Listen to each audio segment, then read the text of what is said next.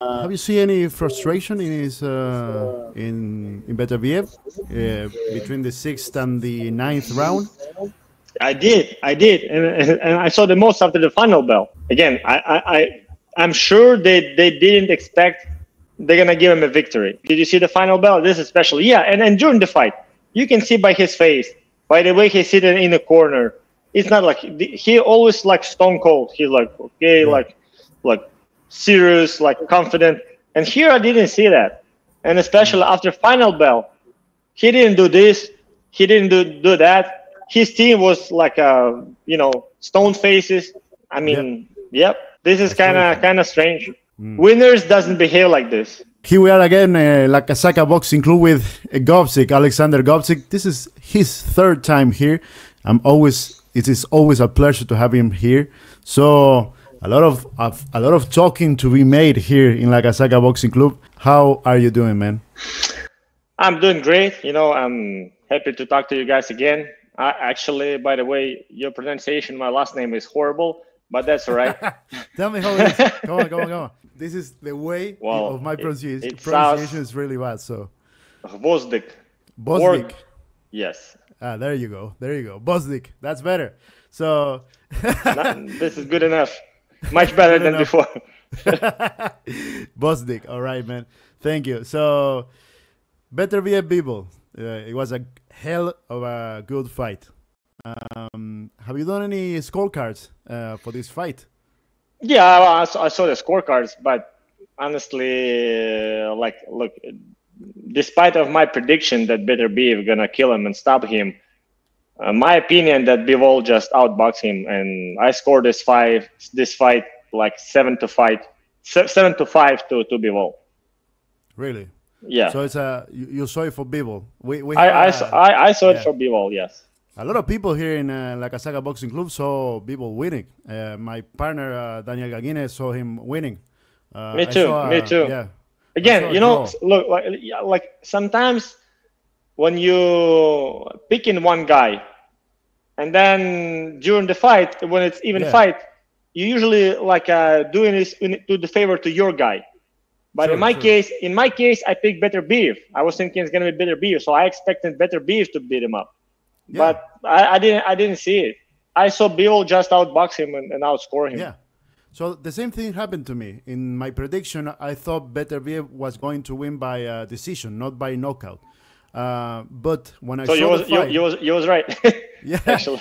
Yeah, more or less, because when I saw the fight and I made the scorecards of the fight, I had it 115, 113 for Bivol. Yeah, same thing for me. Same thing, exactly. So it's a really strange fight. The scorecards, I think they end up giving maybe a rematch is okay after these controversies about the scorecards. So yeah, I don't know how you saw it. You just told me that you saw Bivol winning, but what is your main thoughts about it? About the game plan of each other, knowing that you fought Beterbiev?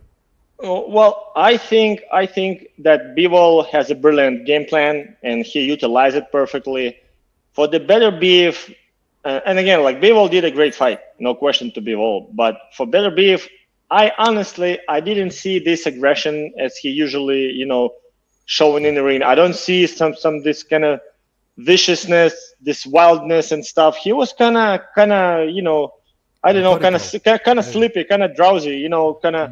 Yeah, he was doing a lot of pressure, but this pressure was most of the time without the punches. And all those punches, I think Bivol blocked him pretty well. So I didn't see killer this time. Maybe because Bivol never let him. I don't know.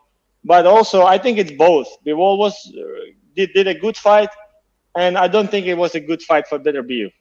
Probably one of the worst his fights in his career I saw, because he kind of, again, I didn't see a killer in the ring. He come even by not only by his actions, but he kind of was kind of slow, kind of I don't know how to explain it. Again, I don't want to take nothing away from Bivol. He did a great job. It was a great fight, and I think he won this fight. But at the same time, Beterbiev was kind of either this is his age when he probably maybe start fading. Also, we're not supposed to forget his injury of his knee. Maybe he had to he had to skip a big part of his camp so he couldn't prepare himself well. Also, it might be the weight, because this guy last 2 or 3 years being amateur, he was fighting cruiserweight, and now he's already 11 years, and in light heavyweight we have like, I think 178, it's 81 kilos, and here's 79.4, which is 175. Maybe he like struggled with the making weight. I don't know, you know, like, but I didn't see him the same as I saw him before, you know, in terms of aggression, in terms of pressure, in terms of like, he always come and he doesn't let you breathe. He just come and throwing those punches. And here he was just chasing. People say, yeah, he was active, he was making pressure. Yeah, but if Bivol didn't just wait, Bivol was like active number 2. You know, he countered actively, not just passively like running away. And Beterbiev, yeah, he was making pressure, but it wasn't enough punches with this pressure. This is what I saw actually. Great, Danny, please. First of all, thank you very much for this interview, Alex. As you said, I have to think that Beterbiev was tired. Yeah. Right. Did you see it after round number 6? He was heavily breathing. Did you ever see it before? Did you ever see it before in his fight? Yes. Never.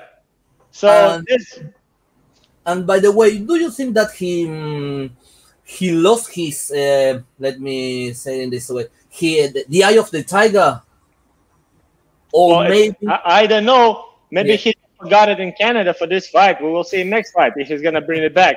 But I didn't see it in this fight, right?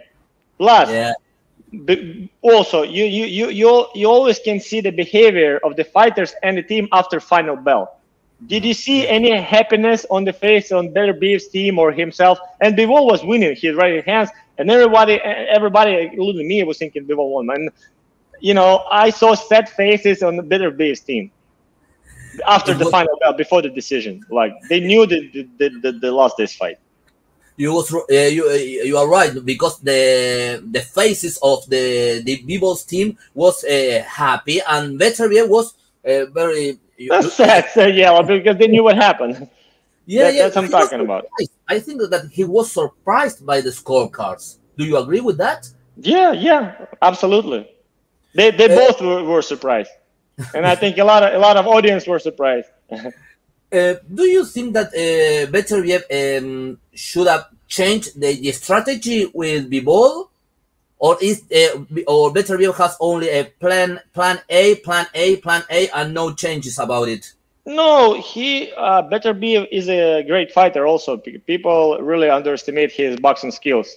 Yes, but in this specific thing, Bivol is much better. So for Beterbiev, it's very hard to utilize plan B other than making pressure and kill people like Bivol, because in other aspects like boxing skills, Bivol is better. So if I think basically for Beterbiev, it would be a great plan just to come after him and try to hold him near the ropes and just like throw those punches through his block.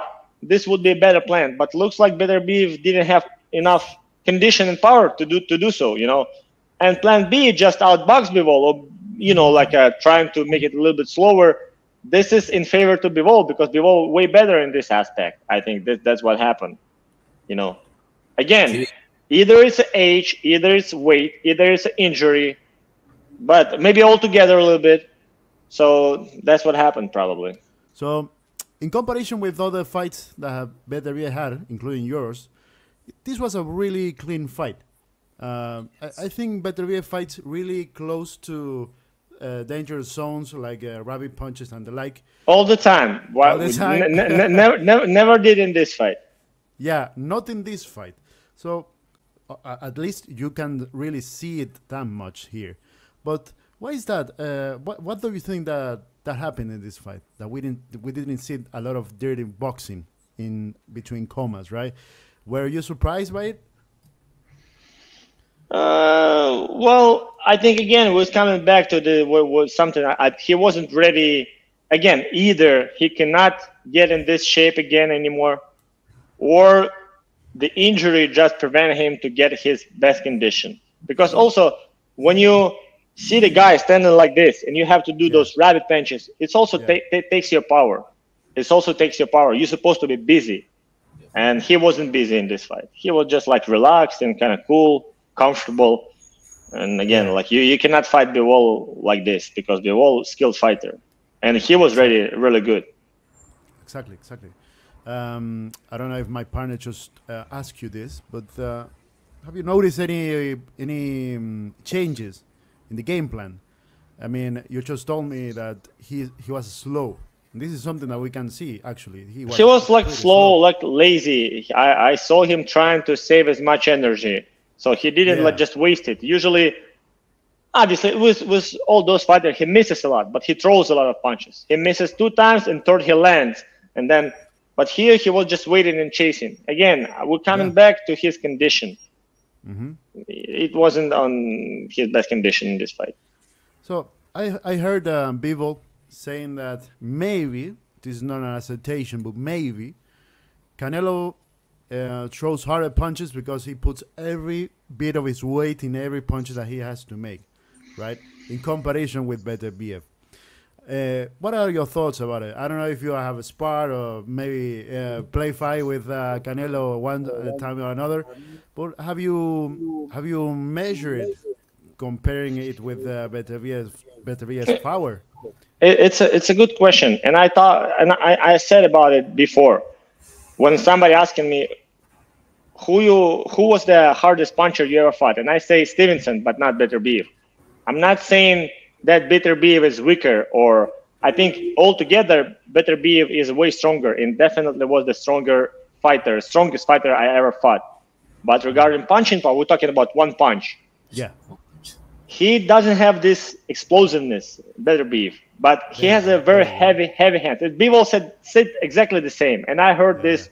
Most of fighters, the guy who fought him, they saying the same. I think Beterbiev, he has like lack of explosiveness. So he has very heavy hands, and he like pushing you. And then when he throws 2-3 punches, they really, you taking a big toll from those punches. But like to tell you, he has one explosive punch. Canelo does have it. Stevenson does have it. Very hard punchers. But this guy, his strength, his power in like throwing this boom, boom, and he like bulldozer. He has heavy fists, but probably he misses some of explosiveness. I'm not saying he's not hitting hard. Believe me, he hits very hard. But but it's two different punches. His punch is more like heavy, like they pushing through you. And there's 2 ways of having power, right? You said it right, like explosiveness. It's a guy who throws fast hands. In this component, Canelo way more explosive. Yeah. So he has this snap. Beterbiev doesn't. Exactly. But again, I'm not suggesting you taking punches from Beterbiev. It hurts. It hurts. Exactly. Yeah. Both of them hurt. No question about it. 100%. Right. Danny? You spoke about Canelo. You spoke about Bivol. Back in time, what do you think about the fight between Canelo and Bivol? Were you surprised by the result? I was surprised, and yes and no. Again, I was helping Canelo. I think he's a very talented fighter. But again, first of all, he has a problem in camp. He had injury. He had to skip a couple of weeks, like months before the fight, and it's a good fight. But first of all, Canelo wasn't ready 100%. This is my opinion. Bivol obviously did a great job, and that's what happened. What happened. Bivol won it because obviously, and that's what I'm talking about. Like when I see it in the ringside, and I picked Canelo win this fight. Obviously, I saw this fight again on the video because I was just going for Canelo. No, Bivol won this fight clean. There's no question about that. But that's what happened. Well, you said that Bivol won clean this fight. Yeah. But in the scorecards, the difference was only 1 round between Canelo and Bivol. And in the fight between Beterbiev and Bivol, almost the majority people saw Bivol winning. But he lost. Do you think that Bivol has a problem with the scorecards because of his style? I don't know. You know, he throws. He has good accuracy, but sometimes he doesn't put much power in those punches. Maybe it's judges just not impressed with those. Just you know, like he's just poking. You know, like not really throwing his whole body mass and stuff. I don't know, but I'm not a judge. I don't know like what exactly I'm supposed to count or not, because again I'm just judging the way I would judge this fight. I scored for Bivol, but judge is probably supposed to know some specific, I don't know, some specifics to score fights. I don't know. You're right, though. Sorry, Danny, but you're right, though, in your conception of judging a fight. I mean, I'm an amateur boxing judge, and when you are seeing two fighters fighting, you are ought to see effectiveness in their punches. Yes. So maybe that's one of the things that people said, okay, I think Beterbiev is throwing more effective punches because he's making Bivol going backwards. So maybe that's 1 point in favor of Beterbiev in between commas, right? It depends on what kind of boxing that you like. So this is a problem that was in the fight, I believe. It depends if you are watching Bivol going backwards and you're saying, okay, he's going backwards because he's damaged, because he's hurt, or he's going backwards for a technical reason, right? So maybe the I don't know the judges, right? But I think they might have seen Bivol going backwards like a sign of weakness in between commas, right? Maybe, I don't know, because when we see him like making lateral movements and the like with Bivol, we are seeing a boxer conscious. He's conscious about the movement that he's doing. So yeah, and he always counters. It's not like he's just running away. Yeah. He counters. Exactly. He sees everything. He looking. He's not just lost and just running away. Exactly. He controlling the situation. So that's why I don't understand the decision. But it's incredible that they lost decisions or won by a very close decision. That's why I ask. Why wouldn't we consider the other options without any hypocrisy here? Yeah. Like if Bivol would win, Beterbiev most likely either retire or move up in the cruiserweight. But this kind of fight sells good. Why wouldn't do it again? A rematch. Yeah, I mean, I don't know. Maybe it's just like just my thoughts. But in the end of the day, people who making those fights happen, they either making money or they either like developing like popularizing the sports in the country.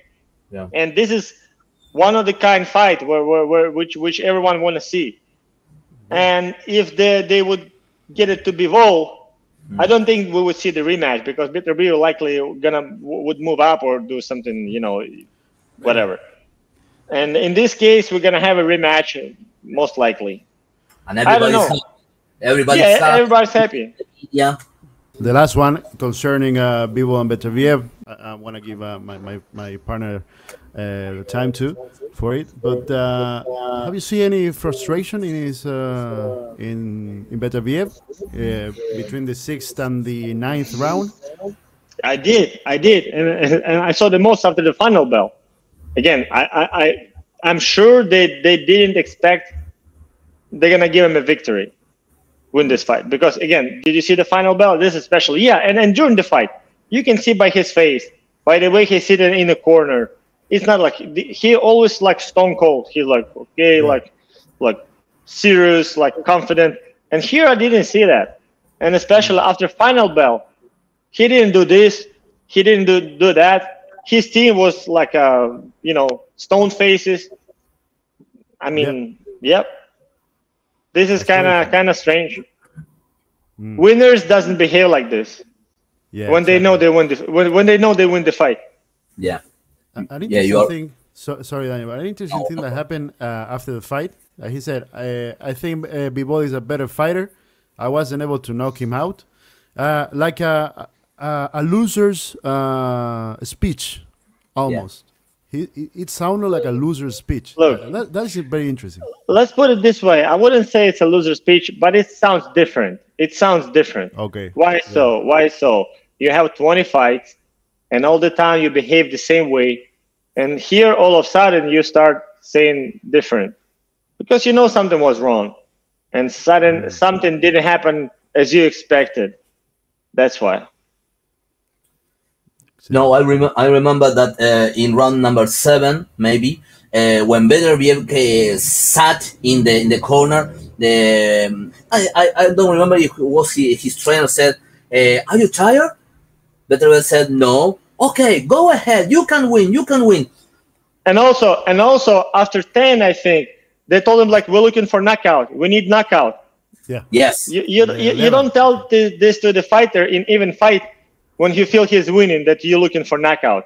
Yeah. If you feel you win in the fight, you tell him, like, be careful, keep it the same pace, keep it the same way. But no, you're not telling your fighter we need a knockout, you know? So again, yes, everything can happen. We're just contemplating here, but it's kind of weird. Would you like to fight with Bivol? Yeah, of course. Yeah, I'm telling you, Bivol, Beterbiev, all those champions. Who the interim again? I named them. Morel, Benavidez again, Boazzi. Yeah. This is the fight I'm looking for. So having said all of this, what's your next step in your career? I believe you've shown the weaknesses in Benavidez that no one has shown before. I'm sure the doors are wide open for you in this division now, right?